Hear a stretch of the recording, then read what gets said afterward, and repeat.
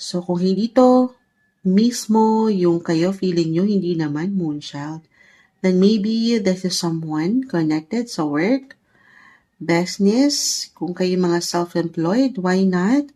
Merong someone na katataas. It could be your boss at clients. Mapupuna kayo ngayon. I see exciting opportunities, offers, positive possibilities with the full. Alam ko, matamis na naman to.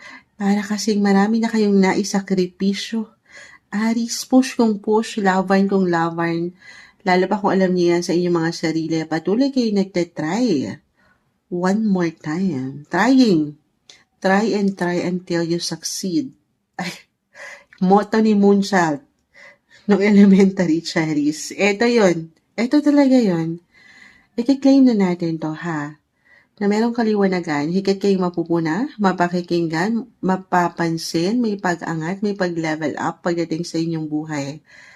Karera, trabaho, negosyo, saan man kayo higit na naglalaan or saan kayo kumikita.